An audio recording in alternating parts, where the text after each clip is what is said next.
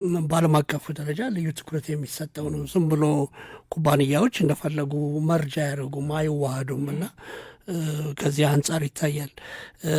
አሁን ከዚህ ከምግብ ደህንነት ጋር በተያያዘ የዶክተር አሻግሬ ዘውዱ የምግብ ደህንነት ሳይንቲስትና በአዲስ አበባ ዩኒቨርሲቲ ተባባሪ ፕሮፌሰር ናቸው። እንዲሁም ደግሞ የኢትዮጵያ ሸማቾች መብት ተቆርቋሪ ድርጅት የስራ አመራር ቦርድ ሰብሳቢ ናቸውና አሁን በስልክ ካገኘናቸው በጾም ወቅት መንፈሳዊነትን እየጠበቅን የምግብ ደህንነትን እንዴት እንጠብቅ በሚል ርዕስ ሀሳብ ሊያጋሩን ስልክ እየተሞከረ ነው ያለው። አቶ ሰይፉ አሁን በጣም የሚታየው ነገር ይሄ ሀሰተኛ ማስታወቂያ ነው አሁን ለሸማቹ ፈተና እየሆነ ያለው እና በጣም ተደጋጋሚ የሆኑ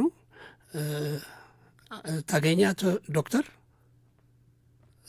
ተገኝቷል ስልኩ አለው ይሰማል። ጤና ይስጥልኝ ዶክተር። ቁምላቸው እንዴት ነህ? ሰላም አደርክ? እንዴት ሰነበትክ? ደህና ሰላም ናችሁ ሁላችሁም? ደህና። በመሀላችን አቶ ሰይፉ አየለ አለ ከንግድና ቀጠናዊ ትስስር ሚኒስቴር።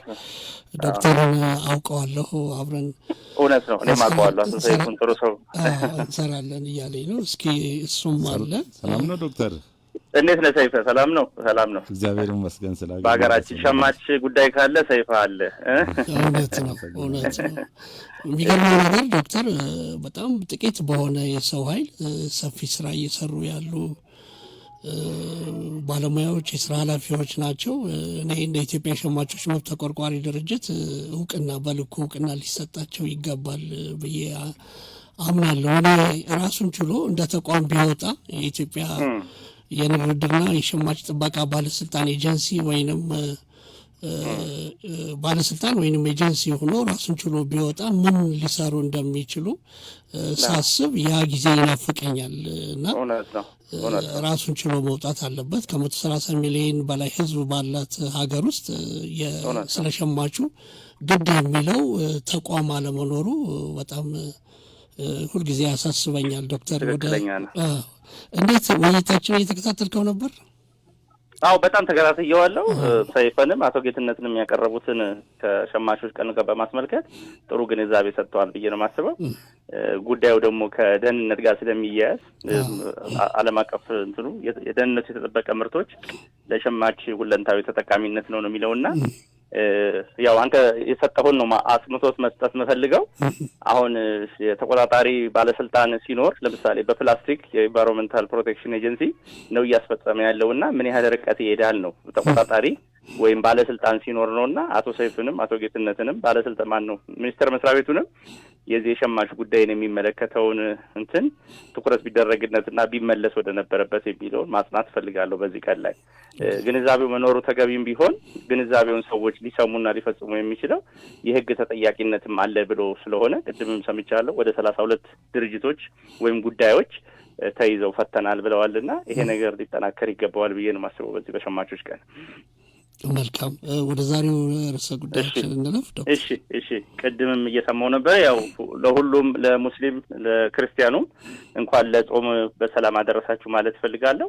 ስለዚህ የያዝኩት አጀንዳ የምግብ ደህንነት በጾም ወቅት መንፈሳዊነትን በጠበቀ መልኩ ነው ለማለት የፈለግኩት ዛሬ።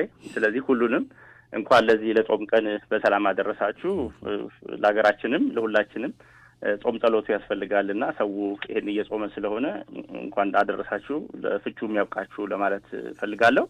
ግን ከዚህ ጋር ተያይዘው ያው የጾም ዓላማ ስለ ምግብ ደህንነት ስናገር ዓላማውን ለመርሳት አይደለም። ጾም መንፈሳዊ ዓላማ ነው ያለው። ምግብ መቆጠብ ብቻ ሳይሆን ራስን መግዛት፣ ንጽህናን በሁሉ ነገር መጠበቅ፣ ጸሎት ምስጋና ማድረግ፣ ሌሎችን ሳንጎድል ሳንበድል ለመኖር ነው። ስለዚህ ከዚህ ጋር ተያይዞ ጾም ጥሩ ነገር መሆኑን አስረዳለሁ። ከዚህ ጋር ግን ተያይዞ ያው የምግብ ሳይንስ ባለሙያ ስለሆንኩኝ ጾምን እንደ ዳይት ፕላን ወይም የምግብ ሳይንስ ለማድረግ ፈልጌ አይደለም። ኒውትሪሽንም አይደለም። መጽሐፍ ቅዱስንም ቁርአኑም የሚያመለክተው ስለ ክብደት መቆጣጠር ወይም ስለ ካሎሪ ወይም ስለ ኒውትሪሽን፣ ስለ ሼፕ፣ ስለ ቅርጽ አይደለም የጾም ዓላማ። ሰዎች ይህንን ስህተት እንዳይኖር በምግብ ባለሙያዎችን በኩል ስህተት እያየሁ ነውና የጾም ዓላማ ዋናው ሰውነት ለማስተካከል፣ ለመቅጠል፣ ለመወፈር አይደለም፣ መንፈሳዊ ነው። ስለዚህ ይሄንን ጥቅም ሊኖረው ይችላል፣ ግን ዋናውን ዓላማ እንዳንዘነጋ ነው። ስለዚህ ከዚህ ጋር አያይዤ በሳይንሱም ጾም የሚሰጣቸው የስነ ምግብ ጥቅሞችን ቢኖሩ እኛ እንደ ምግብ ሳይንቲስት አድቮኬት የምናደርገው ምግብ አስተባጥሮ ነው የምንለው። ያው በጾምም ወቅት ይሁን ከጾም ውጭ ወቅት ያለው ሳይንሱ የሚለው ምግብን አስተባጥረን እንብላ ነው። ስለዚህ ይሄኛው ጾም ግን የመንፈሳዊ መሆኑን መረዳት ያስፈልጋል ነው። በጾም ወቅት ግን ለምንድን ነው የምግብ ደህንነት ችግር የሚጨምረው ካልን በጾም ወቅት ብዙ ጊዜ ሁሉም ሃይማኖቶች ላይ ብዙ ምግብ የመሰራት የመዘጋጀት ሂደት አለው። ከዛ በተጨማሪ ደግሞ ብዙ አትክልትና ፍራፍሬ እንደ ኦርቶዶክስ ያሉ እምነቶች ላይ አትክልትና ፍራፍሬ በብዛት በቀን ውስጥ አንዴ መብላት ሊኖር ይችላል። በዛ ደግሞ በማሟሟቅ ምግብ 10 በመክተት በማውጣት ፍሪጅ በማቆየት ሊኖር ይችላል። ከሃይማኖቱ ጋርም ላይሆን ይችላል። ሰዎች አሳን የመጠቀምም ጉዳይ ይጨምራል። ሃይማኖቱ አሳን አትጠቀሙ ነው የሚለው፣ ግን ሰዎች እንደዛም ሆኖ አሳ በብዛት ይጋለጡና በእንደዚህ ምክንያት ባክቴሪያ ይፈጠራልና የምግብ ደህንነት ችግር በጾም ወቅት በጣም ከሚከሰትባቸው ወቅቶች ናቸውና ሰዎች የራሳቸውን ጥንቃቄ እንዲያደርጉ ማሳሰብ እፈልጋለሁ። ስለዚህ ይሄንን ዋናዎቹ ችግር የሚሆኑት ምንላቸው በብዛት ግብአቶችን ስንገዛቸው አትክልትና ፍራፍሬ በተለይ በጣም አጥበን መስራት ያስፈልጋል። ፔስቲሳይድም ቅርቲም እናገኝባቸውን ቦታዎች መለየት ያስፈልጋል። ወጥም ስጋም ሽሮም ከሰራን በኋላ ማሟሟቅ በምናደርግበት ጊዜ ባክቴሪያው በትክክል መጥፋቱን ማረጋገጥ ያስፈልጋል። እንደ አሳ ያሉ ምግቦች ደግሞ ቅዝቃዜ ካላገኛቸው አንዳንድ ሰዎች አብስለውም ሊታመሙ ይችላሉ። አሳ ውስጥ የሚፈጠሩ መርዛማ ኬሚካሎች አሉ። እነዛን ኬሚካሎች መጠንቀቅ ያስፈልጋል። ስለዚህ ህብረተሰቡ በዚህ በጾም ወቅት 5 የምግብ መርሆዎች አሉ በማንኛውም ወቅት መኖር ያለባቸው፣ ግን በዚህ በጾም ወቅትም ማሳወቅ እፈልጋለሁ። አንዱ የምንጠቀምባቸውን ግብአቶች ንጽህናቸውን፣ ደህንነታቸውን አረጋግጠን መግዛት ነው።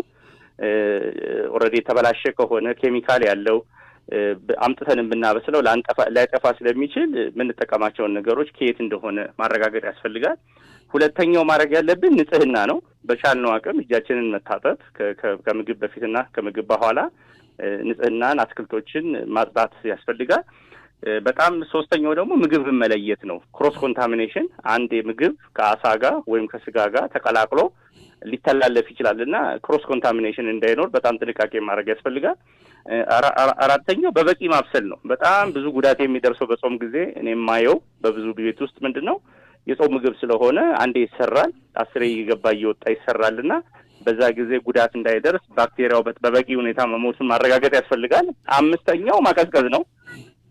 ብዙ ቦታ እንግዲህ በአሳም ብዙ አደጋ የሚደርሰው አሳ ሳይቀዘቅዝ ወደ ገበያ ይወጣልና አሳው ካልቀዘቀዘ ሳሎሜላ፣ ስታፊሎኮከስ ብዙ የተባሉ ሊስቴሪያ፣ አሳ ደግሞ በጣም ምግብነቱ አሪፍ ስለሆነ ለእኛ ብቻ ሳይሆን ለባክቴሪያዎቹም ጭምር ስለሆነ ቶሎ የሚበላሽ ነገር ስለሆነ ሰዎች ከማብሰሉ በተጨማሪ ግን አሳው ሲጓጓዝ በቅዝቃዜ መሆኑን ማረጋገጥ ያስፈልጋልና ስለዚህ መንፈሳዊነታችንን በማይጣላ መልኩ መንፈሳዊ ነው ጾም። የምግብ ደህንነታችንን አስጠብቀን ሰውነታችንን ጠብቀን ጾሙን ንጹህ ነገር በመጠቀም ትኩስ ነገር በመመገብ የተደጋገመ ምግብ ባለመስራትና በተለይ አሳን በመጠንቀቅ አትክልቶችን ደግሞ በደንብ በማጠብ ጾሙን ጥሩ ጊዜ እንዲያሳልፉና ራሳቸውንም መንፈሳዊ ነው። ራስን ሰውነትን መጠበቅ ከምግብ ደህንነት በሽታ መጠበቅ መንፈሳዊ ነው እንጂ እግዚአብሔር እርዱኝ ይረዳቸዋል ነው ያለው። በሽተኛ የሆነ ምግቦች እየወሰድን በጾሙም ታመምኩ ማለት የለብንና ለሁሉ በጠቅላላ በጾም ወቅት መንፈሳዊነታችሁን ጠብቃችሁ ጥሩ ጊዜ ጾም እንዲያሳልፈንና መልካም የጾም ጊዜ እንዲሆን ለሁሉም ሃይማኖቶች እመኛለሁ። ለዛሬ ያለኝ ይሄ ነው። አመሰግናለሁ።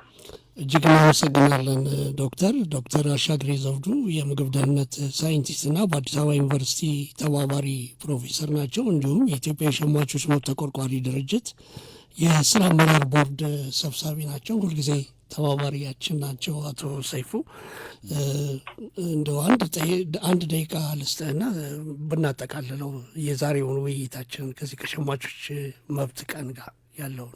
እሺ፣ እኔም ዶክተርን እጅግ አድርጌ ነው የማመሰግነው። አብረን ተገናኝተን የምንሰራበትንም ቀን እኔም እንትን እላለሁ። በጣም ነው የማመሰግነው።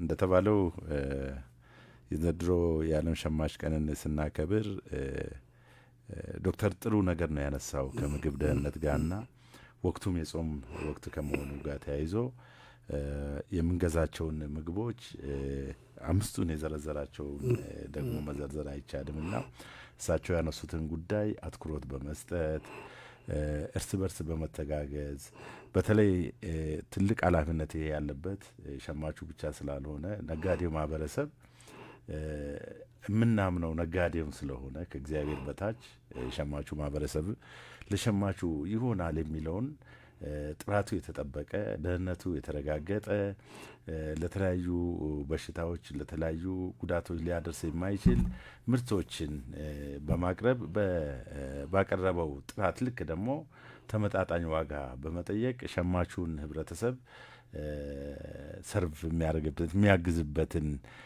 ሁኔታ ነው የምጠይቀው። ሸማቹም ደግሞ ነጋዴው ላይ ያለው እምነት እንዳለም ሆኖ ግን የራሱን የሆነ ጥንቃቄ በመውሰድ ከሸማቹ ጋር በወንድማማችነት በጥሩ የስራ ግንኙነት ሁልጊዜም ደንበኛው ነው በመቀጠል የሚያስችለውን ግንኙነት በመፍጠር ከግብይት ጋር ተያይዞ አስፈላጊውን ጥንቃቄ እንዲያደርግ የዘንድሮን የሸማች ቀን ደግሞ እየተከታተለን በራሱ ዘንድሮ የሚተላለፈውን መልእክት ለራሱ ለቤተሰቡ ለጎረቤቶቹና በማህበራዊ የኑሮ ሁኔታ በሚገናኝበት ሰዓት ሼር እያደረገ ዲስከስ እያደረገ የራሱን ግንዛቤ እንዲያሰፋ መልእክት ማስተላለፍ ፈልጋለሁ። እንኳን ለዘንድሮ የዓለም ሸማች ቀን ለጾሙም ለመፈሰክም ሁላችንም ያድርሰን ለማለት ፈልጋለሁ። በጣም አመሰግናለሁ። አቶ ሰይፉ አየለ በንግድ እና ቀጠናዊ ትስስር ሚኒስቴር የሸማቾች መብት ጥበቃና ግንዛቤ ዴስክ ኃላፊ ናቸው። አብረውን ሆነው የዓለም የሸማቾች መብት ቀን ምክንያት በማድረግ ሰፊ ገለጻ ማብራሪያ ሰጥተውናል። ፕሮግራሙን እየመራሁ አብሬያቸው የነበርኩት ቁምላቸው አባባ ነኝ። በቴክኒኩን ደግሞ በጥራት እያሳለጠ ያለው ሳይቶም አለሙ ነው። ሐሙስ ከ11 እስከ 12 ባለው የራዲዮ መርሃ ግብራችን እንገናኛለን። ጤና ይስጥልኝ።